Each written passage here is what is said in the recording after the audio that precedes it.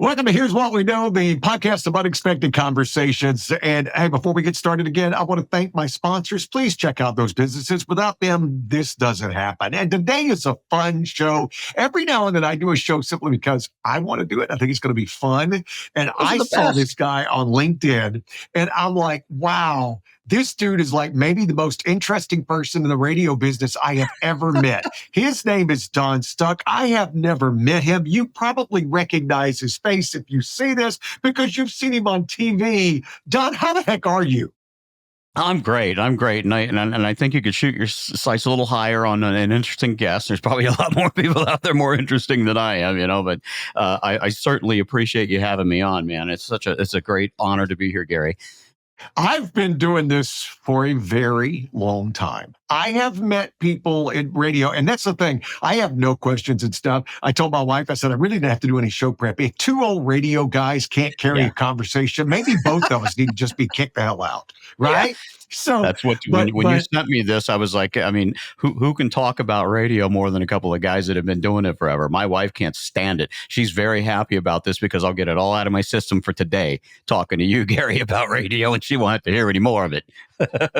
I say right now, and I told you this a little while ago, you may be the most interesting backstory of anybody I've ever met in this business because you are truly a Renaissance man.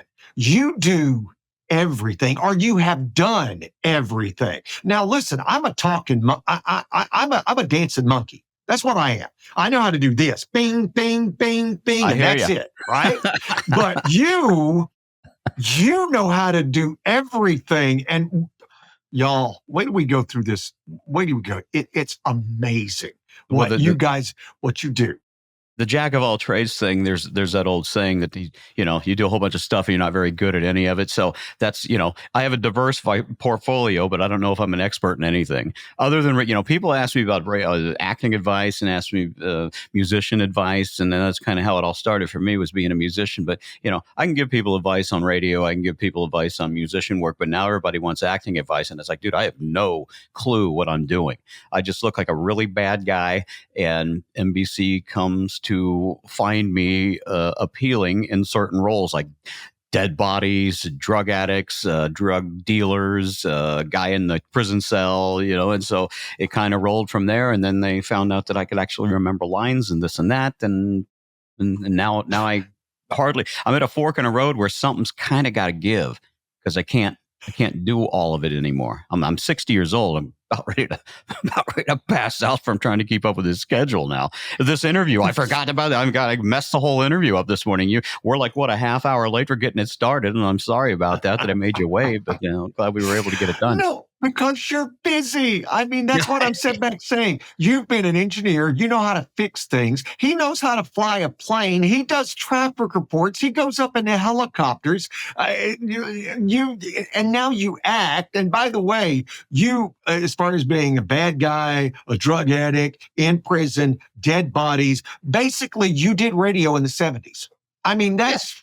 that was radio in the 70s. My old radio Even though you and I both are a little bit too young. You don't know what life's about unless you've been in prison at least once. I mean, you got to know what it's like. That's the real school. The mobsters, the gangsters call it going away to school, and it's true. Although not for a lack of trying, I've never been arrested for anything in my life. And I'm telling you, not for a lack of some serious trying out there, doing a lot of dumb stuff over the years. Never got in trouble with the cops, got a few speeding tickets, whatever, but that's it. It's crazy. It's impossible. I never got in trouble for the cops because I lived in constant fear. No, I wasn't about. Me in prison? Yeah. No. I'm so scared to death of going to prison. If somebody goes to jail and then they get out and then they end up going back to jail, they're not afraid of jail. Me, I do not need to know what it's like in there. I don't want to go. I don't want to try it out. Anything like that. I get chewed alive. Jail the way you do it, where there's a script and a camera and fake bars. Yeah, exactly. Fake bars, fake cops. A lot of the police on Chicago PD, many of them are actual police officers, and they do it on their days off. And some of the Chicago fire guys, a lot of those guys, because who looks physically like a fireman. Mostly nobody. It's usually firemen. So a lot of those guys are actual firemen and EMTs, and it's a really cool way to give back to the Chicago community because you're bringing in, like me. I've had episodes where I had a gun in my hand and I've got a badge on.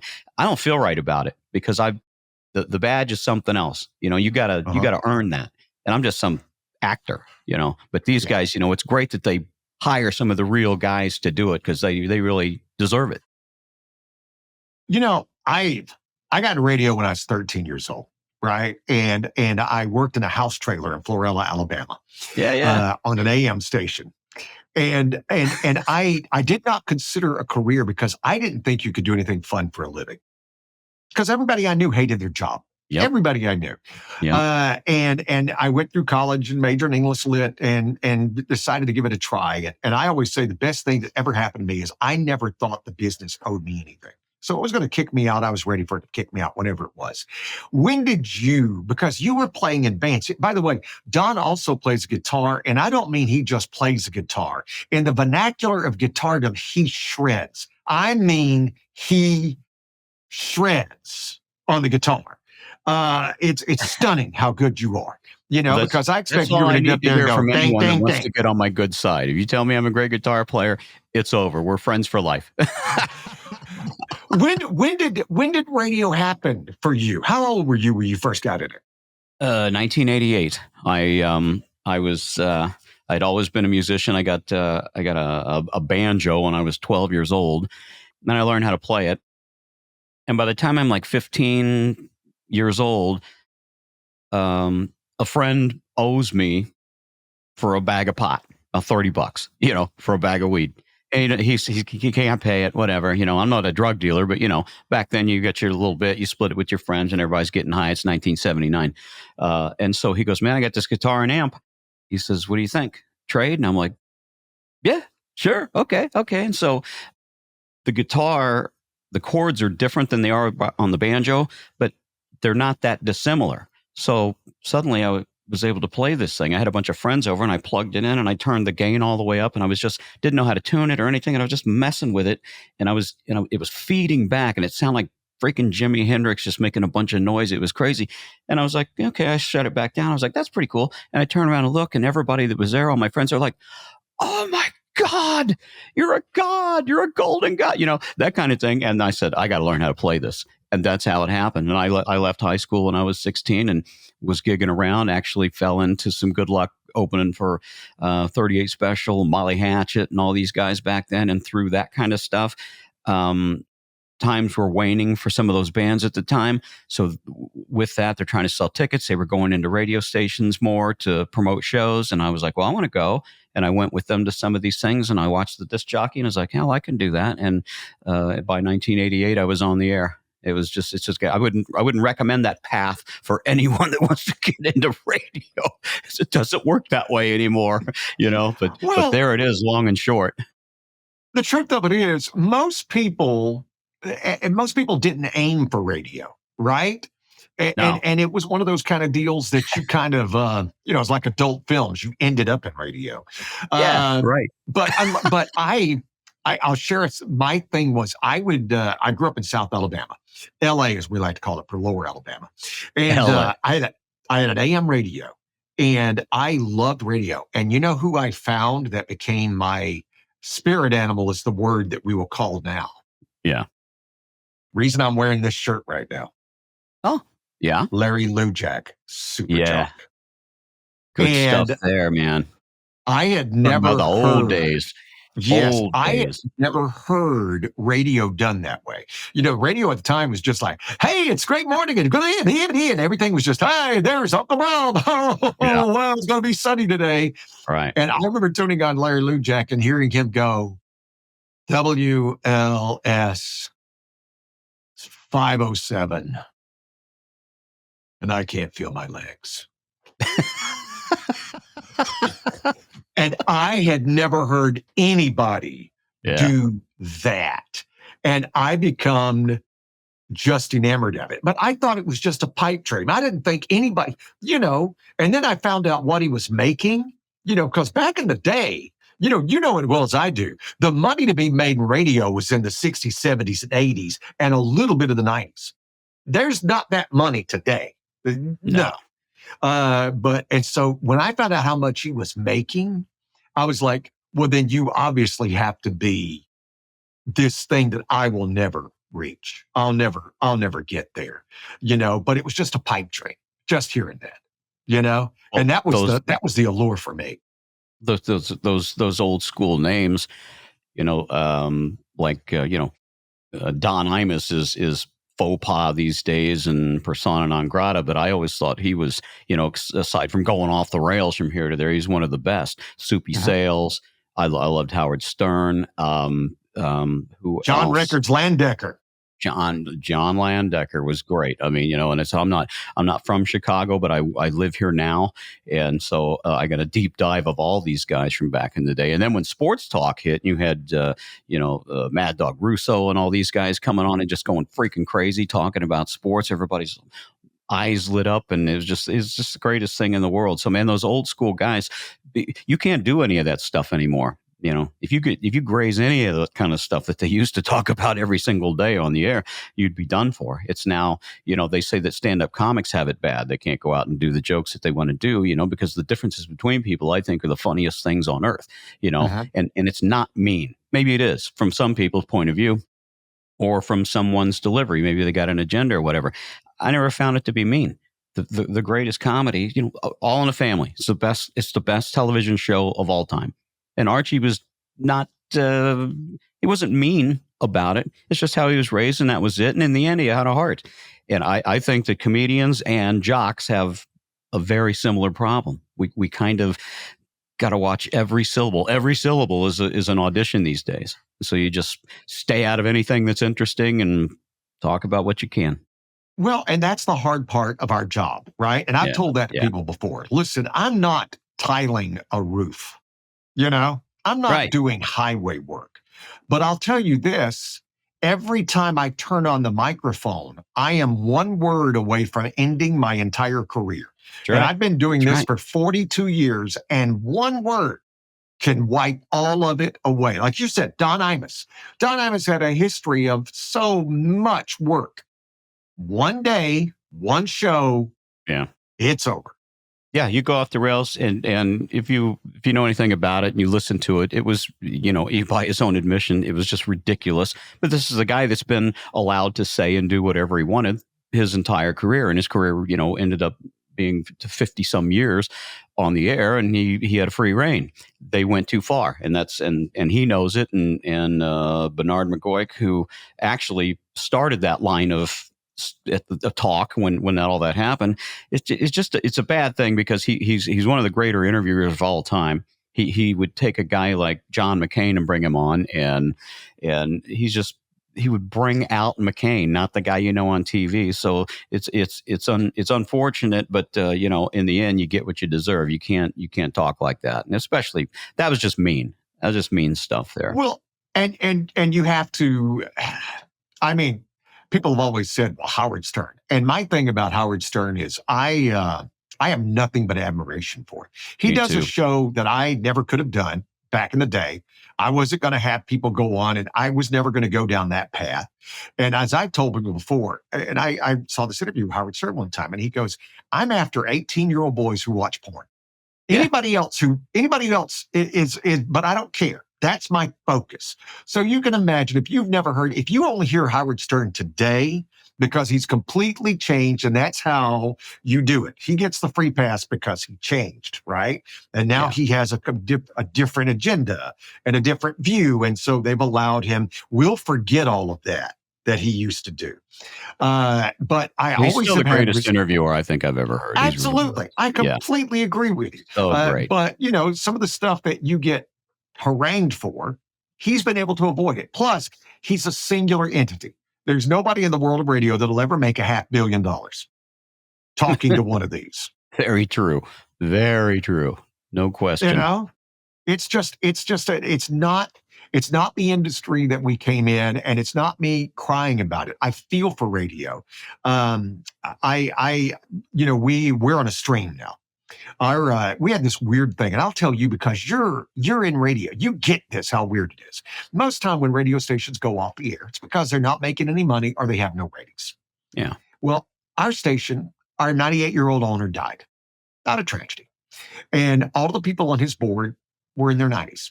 They didn't want to work on it anymore.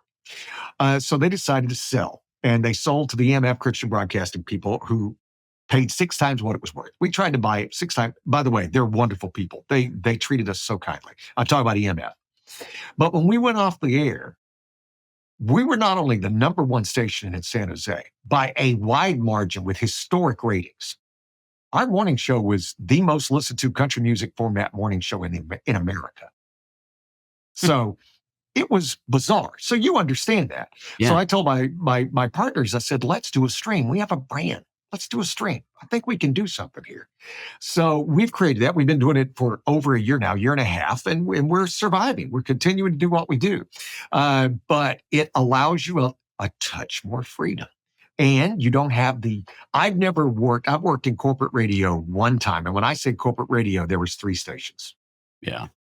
That was corporate radio for me. I've not done what you do. And you were saying like this morning, you were voice tracking, you have so much to do. How has it changed from your perspective? Well, I'll be honest with you. I don't want to say it out loud, too loud, but radio stations, when you first started, there was someone on live every minute of every day. You couldn't just flip the switch. There's some automation back in the day, but for the most part, if you had a decent sales staff and you had a decent, amount of clients, somebody's on every day. My first, big station, and I'm still on there today, Q95's WFPQ in Indianapolis, a 50,000 watt, market 38. And so, it was on the air 24/7. It's still on the air 24/7, but a lot of voice tracking now, and that's, I still do nights there. There's no better drug. There's no better feeling. You cannot make yourself feel any better. I know you'll get this, Gary, but there's no better feeling than you got a few seconds left and the commercials are coming to an end or the song's coming to an end. This mic is 100% live and hot. And when you say what you got to say, there's no net. And that's the drug. And that's what keeps people coming back. When you get into less of that and more of voice tracking, I had a couple of things I did this morning. Blew that. Do it over. Make another one, do it over, make another one. You take 2 or 3 takes at something, sounds all right, comes out good. There's no thrill, the thrill of live. Just when there was a time I was engineering our sports show on our AM station. These guys are really great, and I'm a musician, so they said, "Hey, man, you want to engineer these things?" It was a nice little bonus to help them when they did their shows, and I'm like, I don't know how to do that. And he says, well, hooking up microphones into a mixer and putting a sound system in the room where people can hear and things like that. This isn't a foreign language to me. And I was like, yeah, that's true. So I got a little bit of training and I did it. It's one of the best fun I ever had in my life. I wasn't on the air, but I'm here running the board. Here's the host. Here's the co-host. And you're right in the middle of all of it. And the live energy is there because, if this thing goes bluey for some reason, it's all on you, but you don't have to maintain the conversation. So, there's just something about live radio that can never be replaced. If you've ever done it and this is a fact, when that mic's on and it's for real, there's no replacing the feeling. Voice tracking, it is what it is. And I think by that convoluted explanation, I think people that don't do radio can understand what I'm saying. You nailed it. You absolutely nailed it. Right. You were so perfect in your explanation. My son, I have a 12 and a 13-year-old. You know what this is? It's the face of optimism right here, Don. Right. But my son was talking about working, he doesn't want to work from home. He wants to go into the office, whatever he does. Odd. He wants to go into the office, right? He wants to be with people. He wants to have the energy of it. And he asked me because I've been, this studio is in my home. Right. So when I go to work, I'm just like you. I walk back here to my studio and I do what I do. And it's awesome. And I said, I love the fact that I get to wake you up each morning. I did morning radio forever. I've been here in San Jose since 1991. Yeah. And so I've done morning radio forever. And so the ability to wake him up in the morning, wake my sons up, make them breakfast. This is something I never got a chance to do.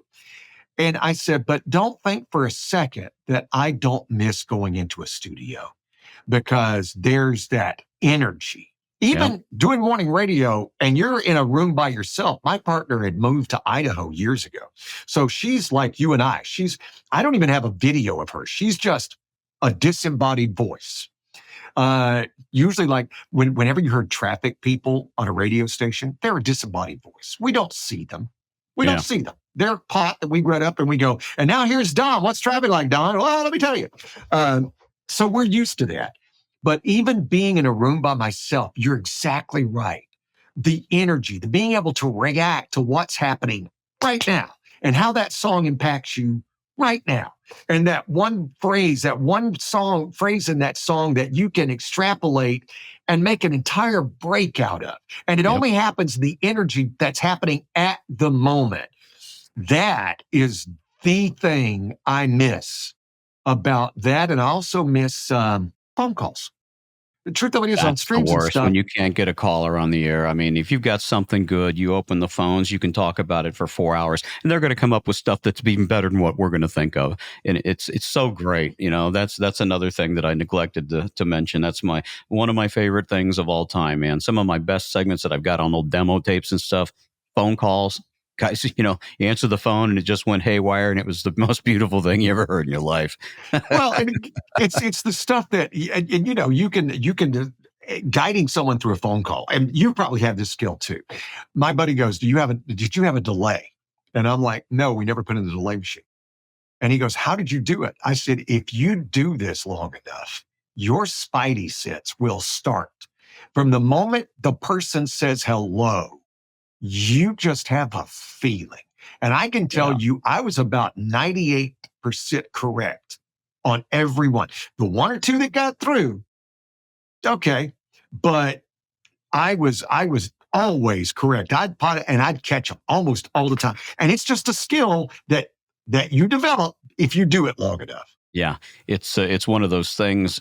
Only disc jockeys, I think, end up having this. It's like needing to leave the studio to go to the bathroom, and your internal clock knows exactly how long 3 minutes and 30 seconds is. You will come back on the dot. No time to spare. You didn't miss anything. The show rolls on, no dead air. And you do this for a long time. And it's the same thing. I had a production studio that was a long way down the hall, and I can't remember, for instance, like you catch a song, Peter Frampton's, do you feel like we do? Do you feel like we do? Yeah. It's like 14 7 minutes or 8 long. minutes or 20 If minutes. that thing's Yeah. on, I got to do a little production. I run down there real quick, but you're not really looking at the clock. And all of a sudden something kicks in and it's like, oh, we're at 13 and a half here. And you go back and it's just something that's going to be in your mind, and it's never gone away. I still have it, even though we're not Yeah. playing 14-minute songs on the air anymore. Well, it becomes ingrained. I've done it before where you go to the kitchen to get a cup of coffee, right? And somebody grabs you or they're saying something to you and you're talking to them and I can go, I got 20 seconds. Got to go. Yep. Bye. Gotta go. Right. And invariably I'd be that and it'd be like, and I don't even know how to explain it, because No. we've just learned. And you talk about the time wasters. I can remember when I first got into it, our time wasters was Inagata Davida. And That's what I was Alice's about to tell you. Restaurant. If that person wants to talk to you in a break room any longer, you got to run back and tell them I'll be back. I'll put on Inagata Davida, then we can finish this up. Or Alice's Restaurant. Alice's Restaurant. And you guys, if you don't know those, you'll have to look them up. You can get anything you want at Alice's Restaurant. Mhm. Arlo Guthrie, if you Yeah. need it. If you're doing overnight radio, you would not believe what a motivated radio disc jockey can get done in the parking lot at 3 a.m. with Inagata Davida on. The sky is the limit. The sky is the I don't limit. want to know her name, Don. All right? I don't want to know her name. Just leave me out of that.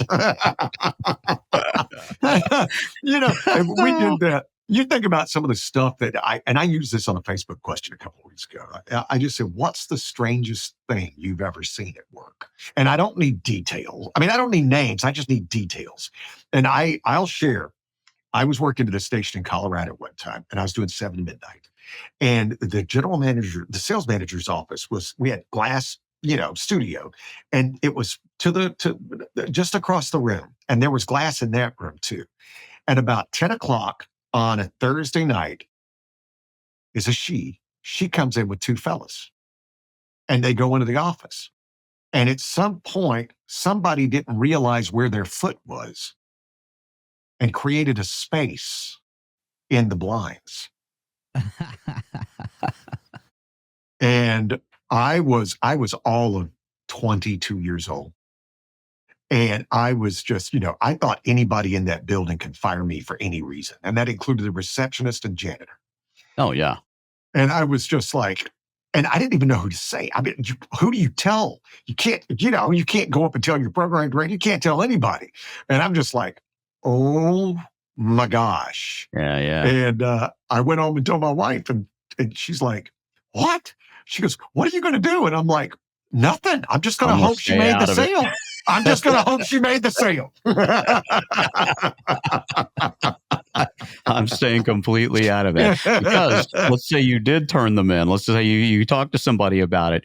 If they were going to sign on the dotted line and that whole thing, that whole circumstance got blown because of you, you'd be out, not her. Mhm. If you And I cost the just, station, and there's some advice for young broadcasters. If you cost the station any money, start packing, start cleaning the desk out. well, that's what I've always told people. People are like, how have you worked so long in this business? And my response is, I've always made somebody more money than I cost. Yeah, If you that's make it. somebody more money than you cost, they'll let you come to work and they'll, I always used to say, because I used to do show and go, right? So I'd get Yeah, yeah, off at 9 or 10 o'clock and I'm out the door. yeah. And people be like, what? And I'm like, listen, it's not because they think I'm a great guy. It's because I've made them money. And their response is, oh, we'll see you later. You're coming back tomorrow, right? It's a win-win. Yeah, of course. We used to call it 4 and out the door. Uh-huh. There was we had a studio that was right next to a very close to the door. This wasn't the front door. We were in the back of the building, but it was a little door on the side of the building, and you could go out that door and not have to walk through the building where the general manager or whoever could see you leaving at 10:01 or whatever it is. And we used to call it the 4 and out the door express lane. You just grab your briefcase, hit the door, and you're gone, man. But Oh, if you're not out living your life, if you're not out doing stuff, if you're sitting at the studio, you do mornings and you're still sitting there 3 in the afternoon, you're not doing them any favors. The show is the absolutely. most important thing, and you got to go out and live your life and have fun things happen to you, and then talk about them on the air. Absolutely. That was, you and I are very simpatico because I used to say that. I had a conversation with the general manager at the time, and I'm like, you can't get too inside baseball. And if you're here in the studio, all we're going to talk about is stuff that's funny or interesting to us. But you know what's really interesting to our listeners? That damn pothole on Branham Avenue, you know, That's or the the thing one. I saw at Safeway. That's the stuff that's going to make a difference to them. Me talking about, oh, I was trying to splice this reel. That's how we are done. I was trying to splice that reel and I kept getting it wrong. Who's going to go, wow, that's fascinating? There's a few nerds out there that would kind of think that was cool, but for the most part, they're like, "What? What are you talking about, man?" There's really no bigger story to go with than a pothole. If it's a big one and it's on a main road, you got to cover it. You maybe even send an intern out there, broadcast live from the hole. Now you did morning radio at a country station. I mean, I did my little research on you, but you did morning radio at a country station, and you haven't done morning radio outside of engineering for the very famous Bob and Tom show. We'll talk about that too. No, that's But not but true. I did the morning show for WSVL from 88 to 90. I got on at Q95 and was doing nights there, and then was actually in studio engineering for the Bob and Tom show for about a year. So I had the network in my hands. But between 97 and 2012, I did mornings at X103 in Indianapolis. It was an alternative rock station it was our that's sister station impressive. to our WFBQ station. So I kind of made my morning bones there. It was 12, I don't know how many, for almost 14 years continuously. And then, you know how the budget Don't you hammer miss goes. it? I can't do other shifts. I filled in one time. We had a sudden departure of an afternoon guy years ago, and we were waiting for a replacement. And I said, well, trying to be the team player, I said, I'll come in. This is before I had kids. I'm like, I'll come in and do the afternoon show too. and did it for almost 2 weeks, morning and afternoons. But I was just so bored. I was just so bored by the afternoon show because it's a different animal. And it's hard to explain that to people. It's just a different animal. Well, if they listen close, they know it is. In the afternoon, it's more what we would call music intensive, and so you got some time to talk here and there, whatever in between songs. But there's no. Usually, you got to stay out of the way of the music in the afternoon, as they say, and in the morning, you got your show, and you can kick up the topics and get the people on the phone and all that. You can do it, but it's a much more abbreviated version of radio in the afternoon because they want a certain amount of songs on. They don't want a lot of talk. People in the morning, I think they want to hear about what's going on. They just got in their car, fine. But now in the afternoon, they want to rock on the way home and hurry up. Then they're on their time. On the way to work, they're on boss's time. And so they're, whatever. They're a little less focused about whatever. On the way home, they're thinking about home. Home. They want to rock. That's what I think. That's a beautiful way of describing it. On the way to work, you're on the boss's time. On the way home, you're on your time. That's beautiful. Okay, I'm going to take a quick break, come back, because I want to talk about the acting. Right? Because that's where you go sideways when it comes to radio. We're going to come right back with Don Stuck. You can find him at donstuck.com right after this. I want to tell you why I am all in on Bison Junk. First and foremost, they are a full-service, eco-friendly junk removal company, but with this difference. They focus on recycling and donating usable goods. Their customer service sets them apart, and they pride themselves on their integrity. They'll show up when they say they will, and they'll do what they promise. If you have hard-to-remove items like hot tubs or large furniture, they figure it out so you don't have to. They want to be who you always come back to when it's time to declutter and organize your home or business. They're worth every penny at bisonjunk.com. Sterling Oak Cabinetry has one goal: to build the cabinets of your dreams. They literally specialize in custom cabinetry. No cookie cutter, everything looks the same stuff that you find at the big box stores.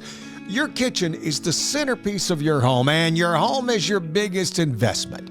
They can work with you or your designer to build just what you want with the materials and finish that you want. And because they're a brand new company, they'll be getting busier and busier, but if you order right now, they'll get your order to you in 6 to 8 weeks. In the world of cabinetry, that's blindingly fast. Contact Rob Scovman at rskovmand@yahoo.com or go to sterlingoakcabinetry.com and get your dreams made reality tomorrow. Guys, let's talk ED. No one wants to, but it's a fact of life. We used to have to accept it, but not anymore. DermaWave is having fantastic results with their non-invasive procedure. You will feel a difference after the first evaluation and treatment. Right now, use the promo code Gary and get this for $99. Some offices charge up to $500 for that. And they know that if you try it, you'll be convinced. It's like exercise. With dedication comes great results. DERMAWAV.com. There is no E. Enter the promo code Gary and get the first evaluation and treatment for just $99. So, what you've done is you made this amazing change and got into acting. Now, there's a story there, and I need to hear it.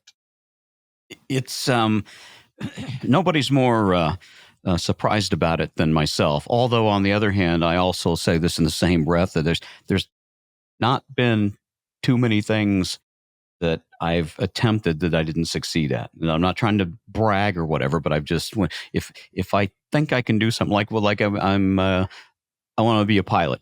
Some guy, I was 16 years old. I took a $100 plane ride. He'll take you up and fly over your house, and you take pictures of your house or whatever. Just a little 1 hour tour. It's $100. And so I was like 16 or something, and I noticed he's over here flying the airplane just with one finger. He's got all trimmed up, everything's rolling. He just got two fingers on it, and he's just kind of looking around and whatever. And I said, "You can fly with one finger?" He goes, "Yeah, try it." And he says, "No, go ahead." And he gave me the plane. So I got 2 feet on the rudder, two hands on the yoke. He says, "Kick it around." He says, "Make us some maneuvers." And so I did. I was terrified. I thought, this is going to crash. We're going to die. Here I am flying a plane. I don't know what I'm doing. But then once I handed it back to him, I was just absolutely hooked. And then so by the age of 30, when I could actually kind of afford it, I'm going to go get my pilot's license. And people were just saying, you can't be a pilot. You can't fly a plane. And it's like anybody can do just about anything they want to do if they're going to try it. And you can fly a plane. I got my license for $4,000 back then. So now today it's about 15 or 20,000 to get your license. But long story around the block there, same thing with radio DJing. You're going to be on the radio? Nah, that's just, ridiculous. Naysayers, people that, they're just going to hold you down. And it's the same thing with acting. When you move to Chicago, when you're broadcasting in Chicago, this is a union town. And before you can say one word on the air, you have to be a member of the Screen Actors Guild. And so once you get your card, you're a Screen Actors Guild actor broadcaster, then all of a sudden things start coming your way. Not that anyone that I've met up here actually pursued it, but I was here about a year and I was like, because I did some acting a long time ago back in Indy, just, small things and this, that, and the other. It was fun. And so I start looking at these things and I just started to apply for a couple of them and I got a hit or two. And then I was like, I'm going to dedicate the next 18 months to this. And I don't have an agent. I don't have anything. I was going to spend every second I had working on my reel, doing my demos, applying, auditioning for everything. And over the 18 months, the ball was rolling down the hill or up the hill, however, picking up steam. And all of a sudden I've got work on some pretty big shows and it seems like there's no real end in sight. And that's honestly how it happened. It was people telling you can't do it, determination. My doctor said once I might have a small hint of blind ambition, not thinking that I can fail at anything, which to me has worked out good. Usually it doesn't. Amen. For people, Amen. But it ended up working for me. He that's what he called it. He also said I was unfixable mentally. Unless you're going to quit drinking and behaving like this, you're just not fixable. Get back to me when you're ready to straighten up. And then I did that later. Well, good for you. I mean, because isn't it interesting that it happened at a stage in your life that you can handle it, you were ready for it, that you were dedicated to it, right? Because, Absolutely. I mean, you inferred with the drinking and everything else. I mean, when you got to a stage in your life where and don't let me put words in your mouth, but it seems like you went, there's got to be more to it than this. There's got to be a better life than this. Yeah. Well, I for I don't know how many years since I've been on the radio, I've been, frank and honest about it. There's no way to help yourself stay sober and stay in recovery than helping other people that don't think it's possible to get sober. Helping people that have a problem with it, it's the best therapy for yourself. I've had troubles with it for years. I'd go and drink a fifth of whiskey all day long for 3 weeks, and then I'm half dead, quit doing drugs and things. I don't know if you want this in this interview, but from this is everything. I want you to be able to say anything you want. There's nothing I'm cutting out. I mean, if you're so 1978 or something, I have my first hit of weed, and then all of a sudden we're dropping acid and ludes and everything else, and it goes on, and then it's the 80s and the coke is everywhere. Stopped doing all that in 96, and then I started picking up drinking pretty heavy. And then after years and years and years of trying to get through that, I found some help with some people that know what they were doing. And then I found helping other people that can't see the end of the tunnel, helping them stay sober and straightened up. It really, really just helps you out. It keeps you straight, trying to keep them straight. And so, I'm not quite sure where we started off on this conversation. Well, no, but it makes when I start talking about sobriety, I can really go on and on. No, and I love that. I've had people on. I've had a comedian who does sobriety humor. And he's Mark Lindell, and he's brilliant. Look him up sometime. And he told me, he goes, back in 1988, I was living under a bridge in Oakland. Yeah. That's where I was. And that's what he does. He does an entire comedy set based on that and helping people find a better way. But the good news is all of that hard living makes you an amazing bad guy. That's true. They don't have to give me a script on what it's like to be laid up drug addict in the corner of an alley somewhere. They wouldn't come to me and go, dude, you look like a bad guy. Right. Yeah. And they're like, come on. I used to get when I was younger, and good looking, they would say, "Man, you look like Dennis Miller." And since about 1995 or so, it's Charles Manson. "Man, you look like Charles Manson." I actually played Charles Manson in a very small little film that didn't even do anything anywhere. It was just an indie film, an independent. But I'm only 5'4". Then I was real skinny. I was just like perfect Manson. I've got what they call the Manson lamps, and I always told him, I said, "Look, I look like Charles Manson, but I don't act like him." So it's a different thing. I went to college. I went to high school, and I was always in drama. And I actually got Yeah. a drama scholarship to University of Tennessee. Now, it wasn't a full ride, and it was just enough, and I couldn't afford it. I just couldn't. So not to be controversial, I went to a college I could afford, so I could pay for it. Sure. But I always loved acting. But one of the reasons I didn't go is because I have seen some people, even at Troy, that were amazing actors that did nothing, that went nowhere. Oh, And God. it was just you have to have the right look along with the right talent and find the casting agent on the right day, right? That Yeah. goes on. There's so many variables that you can't control. And the beautiful thing that I always loved about radio is, don't worry about it. We're going to do another break next. Don't worry about it. We're going to do this show again tomorrow and next week and next month and next year and Yeah. next day. Right. Yeah. And that acting thing, I mean, like I said, it worked out that you had that acting experience, and then you It's became disciplined enough to be free, if that makes sense. Yeah, I just stayed at it, and I dedicated. I've had a lot of people ask me, "Well, how do I get into this?" And they want the simple answer, and I tell them the answer is, be prepared to dedicate every single minute of your off-air or off-duty life pursuing it. Headshots, uh, uh, doing auditions, just everything. It doesn't ever end. It never ends. And I wish I had a ratio on the amount of auditions that I've done versus the amount of roles that I've landed. But if I could stab at it, man, it's probably 1,500 auditions and landed 30 good roles, and that's over several years now. So you can't be worried about rejection. That's one thing. It's like, dude, the one thing I've told a lot of radio guys and people that want to do acting, and you'll know this. You and I can look at the Mona Lisa. I think it's trash. That's trash. You see it, and you see it as the greatest work of art of all time. That's how casting directors are. That's how program directors are. If this guy doesn't like you, that's his problem. Next guy will or might, because nobody sees, am I any good on the air? This guy thinks I'm terrible. This guy loves me, keeps me on the air for 35 years. Same with you. A lot of there's no one right answer, and so you can't give up on it. If you won't make it, just don't give up on it. And let's say you go and you do this for 85 years and you try and you still don't make it. Well, you still had some fun. You did some auditions, you got on some shows maybe, and it's better than watching TV. Don't worry about failing. And it's what I said earlier. Once you're in the business, is what I told you, that the business doesn't owe you anything. It doesn't owe you anything. So Yeah, you right. go out there and you do it because you love it and you do it. Is there a time when auditions become fun, or are they always stressful? They are. Yeah, I was about to say they're always stressful. They are. You're on edge. It's like the live mic thing, But here, I quit worrying about it because when I've filmed on some really big shows, movies, Amazon Prime, all these places where they're airing movies, and I've done a lot of television where these are major television shows.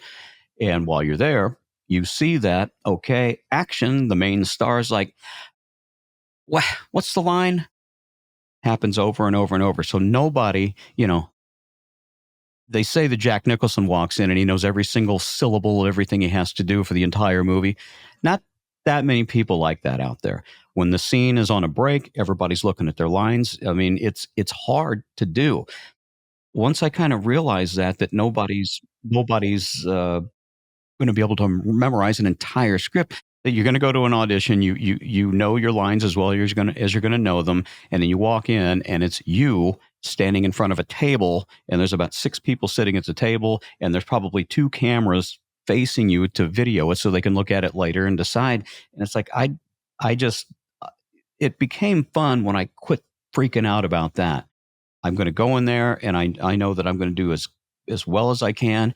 And if I blow it, I blow it. Like sometimes I've started out of the gate and started to say a line and kind of goofed it up, and I'll just stop and I say, man, that's wrong. I want to start it again. And they're all like, yeah, cool, man, no problem. Because they've all seen it before, not in the audition process, but all the way through to the actual putting it on film process. Everybody goofs it up.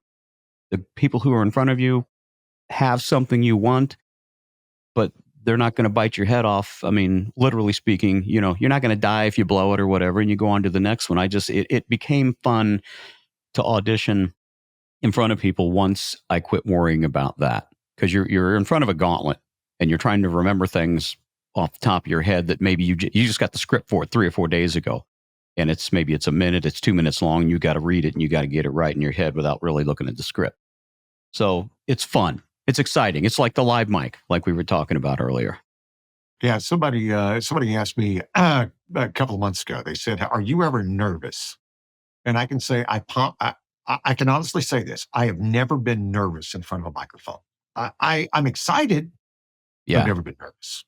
Right? Yeah, it's that energy. It's the Yeah, energy. I've been nervous in front of a mic because when I finally got on Q95 in Indianapolis, which would have been 1990, that was my station. I've been listening to that station since I was 16 years old, and that'd be 1979. And now I'm going into the hallway here, and oh my God, there's Ace Cosby. Oh my gosh, there's Jay Baker. There's Bob and Tom. So these are people that I idolized, and now I'm walking down the hallway and I see them in the hallway. So man, I was like sing every single syllable on the air. And if you went on the air and you goofed a breakup or something, it was live, you couldn't get rid of it. I just thought, well, that's it, that's the end for me. I won't be back next week. And little did I know that most of the program directors, the great Marty Bender was the program director at the time, he probably wasn't up listening to every single syllable at 3 o'clock in the morning when you're doing overnights. Although he did one day. I don't know what the reason for this was for, but I'm sitting there, the hotline's ringing. And so it's like 2 or 3 in the morning, and I answer the hotline. And for a couple of seconds, he just lets it breathe. And all I hear is the radio station Q95 blaring in the background. It's like 2 or 3 in the morning. And then he goes, Don? I was like, yeah. And he goes, this is Marty. And I said, yeah. And man, I don't remember exactly what he wanted, but it was very benign. Nothing. It was like, make sure you tell Tom whatever, leave him a note or something for me or whatever. But that's not why he called. He called and had that music blaring to let me know that even at 3 in the morning, the PD's listening to you, man. And dude, it had me on my toes for a long time after that, man. It was really funny when I think about it later. Scared the crap out of me then, but I was like, oh no, I got to do this very well every single break. I always took the attitude, people like, how do you last so long? And I'm like, you want to know the truth? I'm the best they can afford. That's a great line, man. That's the way to go right there. They could do better, but they can't afford it. So I'm the best they can afford, right? And you take that transition, as you and I were talking, like when you said, oh my God, there's Bob and Tom, or there's Ace, or that's it. And I was the same way. First time I met, oh my gosh, there's Connor Vernon. Oh, there's Jim Leonard. Oh my gosh. I never met Larry Lujack, but I did have the temerity to call him one morning. And I was doing nights in Colorado. And he answered the phone. He answered the phone with WLS. And then the producer comes on and goes, WLS. And he goes, I got it. And I'm like, I got to tell him, Larry, I'm just the biggest fan. And I'm in radio because of you. And thank you. And to his credit, he went, hey, buddy, where you at? And I said, I'm in Colorado. He goes, it's lovely horse farm. The great country out there. That's great. He goes, well, you keep after it. I got to get back to work. And I've always remembered that. He took 30 seconds to give me a moment, right? To give me my moment with Larry Lujack. So I've always tried to do that. I try to give people their moment and explain that to my sons. People will come up and go, hey, it's so, and I love it, and I make sure I go out of the way. And my sons are like, what are you doing? And I'm like, you see this house we live in? You see that life you live? These people have given it to us, right? So the least I can do is give them their moment. But The other transition thing I was going to say is, isn't it weird when you become that person, that when you meet somebody new when they come into work at the station and they go, oh my gosh, there's Don Stop. And they do. Yeah. It's just the weirdest thing. What he said about the phone calls is something that's been something in my vernacular my entire life. If I don't have time to answer that phone and give whoever is on the other end a few minutes, then I just don't answer them. But if I answer the phone and somebody calls up and they tell me, "Man, hey, I'm listening. I'm working. It sucks. Can you get some Zeppelin on?" I'll talk to them for a few minutes. You got to, because they took their time to call you. They're giving you their time while they're listening, and man, and it's not some chore that you have to do. I don't consider myself any different than anybody that's listening to the radio station. I'm from Indiana. I like to fish. I like monster trucks. I like Supercross. I'm just these people are no different than I am that might be listening, other than when I'm at work, they can kind of hear what I'm doing.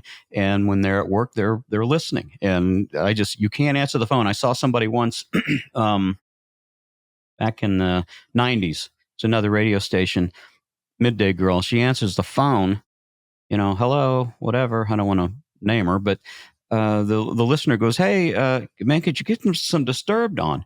And she's like, we just played it just a couple of minutes ago. Aren't you listening? Bam. And hung up on the person. And I was like, I'm like, there's the old thing. They say, if you piss somebody off, they're going to tell everybody they know about it, and that's all I saw of this person. Very, very, very negative. And man, you cannot, that's like having the worst person with the worst attitude running the cash register at your store.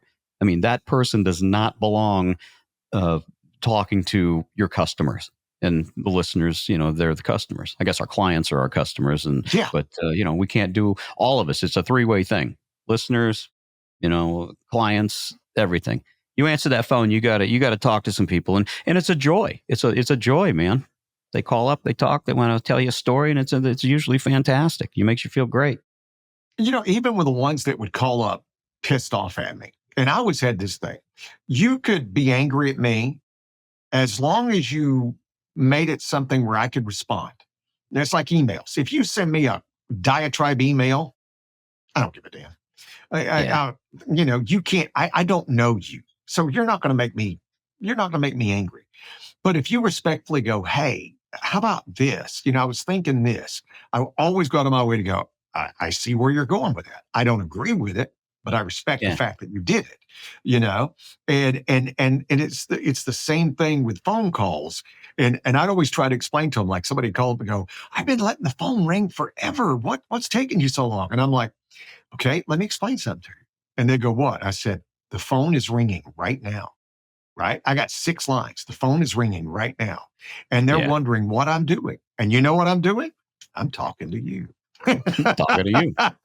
You talking to me? I'm talking to you. That's right. Once they got the math, once they understood the math of, oh, okay, I get it. And then it became on that. It's been such a fun ride. And you, like I said, you add that extra element of acting, and it's fun watching you. Can I ask this? I have to ask this indulgent question. Sure. As we talked about the days of money in radio, I think at one point, Larry Lujak back in the 70s and 80s was making $400,000 a year. That'd be equivalent to like 2 or 3 million. I played golf with Rick Dees one time. It was one of the coolest things ever. Yeah. And it was like a 4-hour seminar. He sat with me in the golf cart and said, do this, don't do this. This works, this doesn't work. It was amazing. He was making $3 million a year at the time. Oh, yeah. Right? And that's why Rick Dees now lives on a Kentucky horse farm and has a private golf course. I'm not even kidding. You know what he did with his money? Yeah. He bought airline patents. He bought airplane patents. So when you build an airplane, if you use this little widget, Rick Dees gets money. Really? How crazy is that? So I didn't know this, but I'm a pilot. I usually know who is and who isn't. So he's a pilot then, I guess. I don't know if he's a pilot, but he was smart enough to invest And he would Yeah. buy all these little patents on these devices that nobody had the patent on. And if you ever get around to using them in a mass production thing, he makes money. But the reason I bring that up, I have to ask you, how's the money? You don't have to tell me what you're making. How is the money in acting? I mean, we all wonder. Well, Is it just scale? you can look up SAG and it'll tell you everything you need to know about it. Sometimes you're going out there and you're gonna make a $250 a day for something that's even just background work. That's mainly what I do with the big shows and PD, and it's okay. But then when you get when you're getting a regular role, like I've got something that's on the line right now that I can't really say too much about it, but it's going to end up, it's a sitcom and it might be running on Hulu, and I might have a regular role in that. And that's, I don't know if I'm supposed to say, but it's good. When you get your regular role, it's pretty good. And being radio still pays well if you can take the pain of the major market, like I live in Chicago, but I live 10-minute walk from where I work. So I can walk there, and that's what I do. I don't even own a car anymore. I got a car when I was 16 years old, and I had a car until about 2 years ago. And it's the first time in my entire life that I didn't own a car, but I don't need it. Having a car in Chicago is like a money pit. It's $250 a month to park it. The insurance, because you're in Chicago, the Midwest home of the fender bender, your insurance goes nuts. So I don't have it, but there's people that go to major markets and they're still doing really well. They're not, comparatively speaking, they're not doing as well as people did when they were making $400,000 or $500,000 back in the 70s, which is a lot of money. But $400,000 or $500,000 in 2024, still a lot of money. And yeah, if you can keep the job, because they're looking for people, they're looking for ways to cut expenses at all times. I will tell you this. My goal, because of Larry Lujek, my dream was to work in Chicago. I remember Steve Dahl and Gary Meyer. I loved Chicago and Chicago radio. And when I first got out to San Jose, I didn't know if I wanted to be here. I got a record. I mean, I got an agent. You know who my agent was?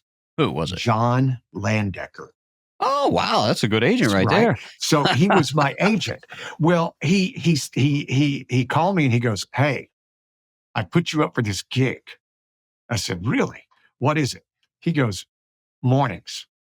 "Really?" He goes, "Yeah, one of the stations is going to flip the country and they're interested in having you come out and do it." And at the time, they were offering like $275, which was more money than I ever made in my entire life. May have been more money I'd made total in radio. And and I'm like, "Okay." And he goes, "I can't tell you anything yet." He goes, "But I'm going to send you the contracts. I need you to sign them as soon as you get them and FedEx them back to me." And he goes, "You'll have 4 days to make it out here. Can you do it?" And I'm like, "Absolutely." Mornings in Chicago? Absolutely. Mm-hmm. So this is on a Wednesday.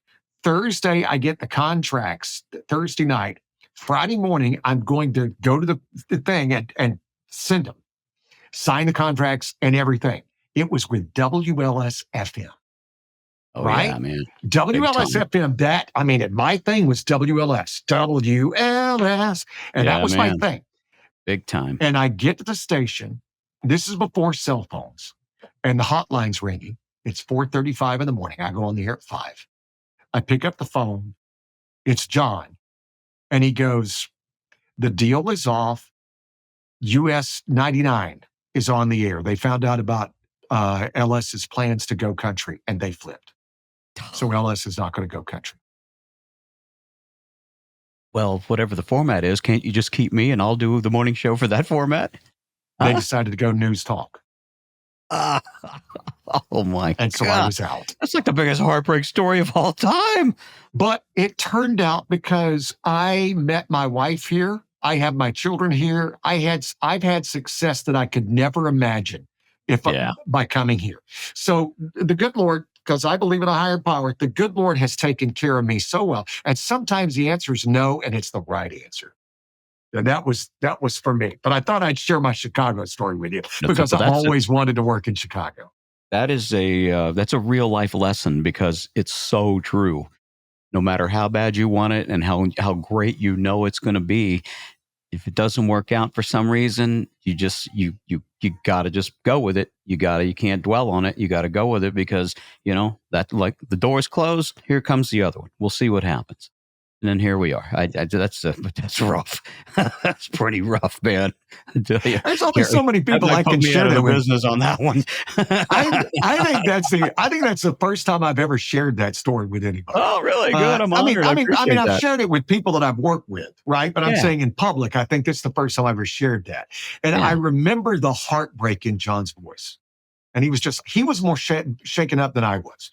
He was just, I am so sorry. Because he knew, Yeah. He knows what that means. Yeah, and the fact that I was such a fan of Chicago radio.